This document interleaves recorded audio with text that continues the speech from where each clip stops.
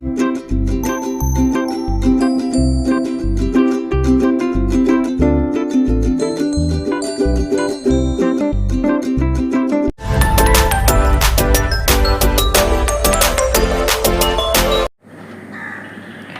and welcome you all again to my YouTube channel AKS Classes. My dear student, as you are studying what? D block elements. ठीक है, तो this will be our lesson number 5 of D block elements. In this lesson, I am going to explain what is metallic character and enthalpy of atomization. Okay, metallic character is familiar with you, but this term enthalpy of atomization, I think it is very new for you. Okay, but don't need to worry, as I am here I will explain in detail in a lucid way what is enthalpy of atomization. Okay, तो this is also going to be a very interesting lesson. तो क्या करना है, इस lesson को भी पूरा and तक देखना है और एक कॉपी और पेन लेके लिखते जाना है, सिर्फ दिखना नहीं है। मैंने बहुत हार्ड एक्सेल में बोलता हूँ, लिखना, सुनना और समझना तीनों एक साथ करना है। ठीक है, क्यों करना है वो रीज़न भी ऑलरेडी पता होगा जो मेरा पुराना व्यूअर है। ओके, तो चलो, as we know all the transition elements, ठीक है, what all the transition elements are metal. इसमें कोई किसी का डाउट है क्या? इसमें तो किसी का डाउट नहीं है और होना भी नहीं चाहिए, क्योंकि हम लोगों को पता है नॉन मेटल ओनली कहाँ पे रहता है, ओनली डी पी ब्लॉक में रहता है। मतलब एस डी और F, S P S D और एफ ब्लॉक, ये पूरा का पूरा क्या है, मेटेलिक ब्लॉक है। ठीक है, और पी ब्लॉक में भी कुछ मेटल है, ओनली पी ब्लॉक में नॉन मेटल रहता है। तो उस हिसाब से what can we say, we can say all the transition elements are metal. अगर मेटल है तो इन लोगों के पास क्या होगा, जितना भी मेटेलिक कैरेक्टर वो तो होगा ही। तो मेटेलिक कैरेक्टर क्या क्या होता है? फास्ट मेटेलिक कैरेक्टर होता है डेंसिटी, मतलब इन लोगों का डेंसिटी क्या होता है, बहुत ही ज़्यादा होता है, हाई डेंसिटी। ठीक है, डेंसिटी ज़्यादा, नॉट ओनली डेंसिटी ज़्यादा है इन लोगों का हार्डनेस भी बहुत ज़्यादा है, बहुत ही ज़्यादा हार्ड है। सबको पता है टंगस्टन के बारे में सुना होगा, टंगस्टन। ठीक है, tungsten is the hardest metal. ठीक है, और इसका डेंसिटी भी सबसे ज़्यादा है। समझ में आया क्यों है, वो रीज़न भी हम लोग को भी पता चलेगा। समझ में आया? अगर इन लोग हार्ड है तो इन लोगों का मेल्टिंग पॉइंट भी क्या होगा, हाई मेल्टिंग पॉइंट होगा। Not only high melting point, इन लोगों का बॉइलिंग पॉइंट भी क्या होगा, बहुत ही ज़्यादा होगा। समझ में आया? और मेटल का और क्या क्या प्रॉपर्टीज हो सकता है, देखो इन लोगों का जो टेंसाइल स्ट्रेंथ है, ठीक है, high tensile strength. I think you know what is tensile strength, मतलब इन लोगों को बहुत जोर से खींचने से भी ये लोग तोड़ नहीं जाएगा। ठीक है, next you know what is ductility, they are very ductile, they are malleable. I think you know what is malleability, comment me in the comment section what is malleability. Okay, they are high thermal and electric, मतलब इन लोग conducted good इन लोग, there are also conductor, good conductor, मतलब high thermal and what type of conductivity is there, electrical. ठीक है, electrical conductivities they have. ठीक है, conductivities they have. Okay, as we know metal के पास क्या होता है, वैलेंस इलेक्ट्रॉन होता है। तो वैलेंस इलेक्ट्रॉन अगर वैलेंस बंड से कंडक्शन बंड में जंप कर दिया तो easily they can conduct current और हीट। तो समझ में आया? तो लेकिन ये जो प्रॉपर्टी है सब मेटल नहीं दिखाता है, ओनली कौन सा मेटल नहीं दिखाता है, जिंक, कैडमियम एंड मर्क्यूरी। क्यों नहीं दिखाता है? जिंक का इलेक्ट्रॉनिक कन्फिगरेशन देखने से तुम लास्ट में क्या मिलेगा, 3d10, 4d10 एंड 5d10। तो यहाँ से हम लोग क्या पता चलता है, अगर ट्रांजिशन एलिमेंट के पास क्या नहीं है, अनपेयर्ड इलेक्ट्रॉन नहीं है, तो उन लोग ज़्यादा अच्छे से मेटेलिक प्रॉपर्टी शो नहीं करेगा। ठीक है, जनरली जिंक, कैडमियम एंड मार्क्यूरी इन लोगों का जो हार्डनेस बहुत ही कम है। सबको पता है mercury at room temperature behave like a liquid. ठीक है, जिंक और कैडमियम दोनों इतना ज़्यादा हार्ड नहीं है। ठीक है, और ये जितना भी ट्रांजिशन एलिमेंट है सबके पास क्या है, BCC, मतलब BCC का फुल फॉर्म क्या है? Body centred cubic. ठीक है, क्या है ये? जिन लोगों ने सॉलिड स्टेट पढ़ के रखा उन लोगों को अच्छे से समझ में आ रहा है, और जिन लोगों ने पढ़ के नहीं रखा उन लोगों को समझ में नहीं आ रहा होगा, but don't need to worry, ये मैं यहाँ पे समझा दूंगा। हेक्सागोनल क्लोज पैक्ड, ठीक है। और एक होता है CCP। क्या होता है? CCP का फुल फॉर्म क्या होता है? Cubic close packed. ठीक है, क्यूबिक क्लोज पैक्ड मतलब ये स्ट्रक्चर होता है एलिमेंट का।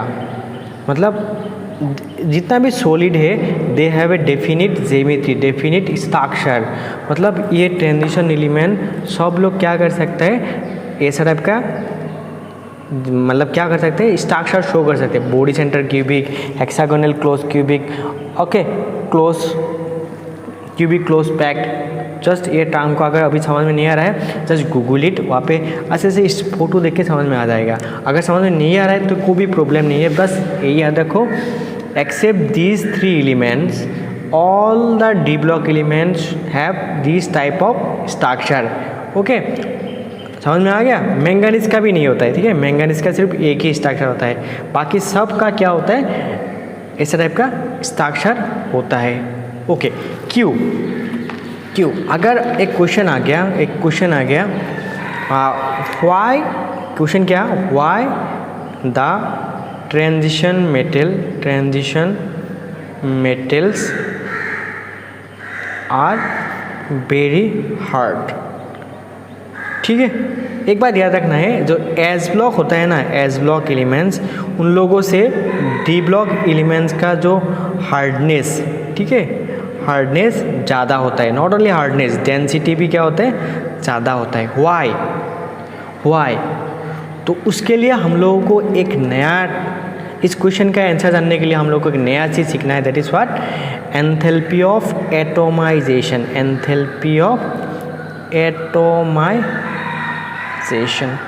तो what is enthalpy of atomization?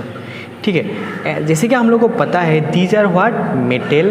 तो इन लोगों का बीच में एक एटम और दूसरा एटम के बीच में ऐसा करके क्या रहता है, मेटेलिक बॉन्ड रहता है। ठीक है, मेटेलिक बॉन्ड रहता है। किस टाइप का बॉन्ड? मेटेलिक बॉन्डिंग रहता है। ठीक है सर, मेटेलिक बॉन्डिंग।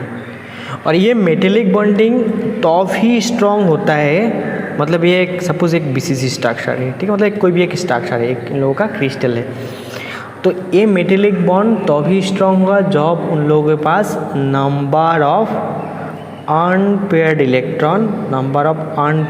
इलेक्ट्रॉन्स ज़्यादा होगा। ठीक है, तो simply what can you right, ये तो समझ में आया सबको, लिख भी लिए होंगे। ठीक है, तो simply what can you right, strength of bond is directly proportional to number of unpaired electrons in the कहाँ पे, वैलेंस शेल। समझ में आ गया? ठीक है, तो अभी अगर मैं कंपेयर करता हूँ in between manganese and chromium, ठीक है, तो इन दोनों का बीच में किसका हार्डनेस ज़्यादा होगा और सिंपली किसके पास एंथैल्पी ऑफ एटमाइजेशन ज़्यादा होगा। तो देखो, मैंगनीज का आउटर मोस्ट इलेक्ट्रॉनिक कंफर्मेशन क्या है, 4s1 3d5। अगर अच्छे से देखने से क्या होगा, 1, और यहाँ पे कितना है, 1 2 3 4, 1 2 3 4 5, और इसका क्या होता है 4s2 3d5। इसको भी देखो, 1 2 3 4 5। तो इसके पास नंबर ऑफ अनपेयर इलेक्ट्रॉन कितना है, 6। इसके पास नंबर ऑफ अनपेयर इलेक्ट्रॉन कितना होगा, 5 होगा।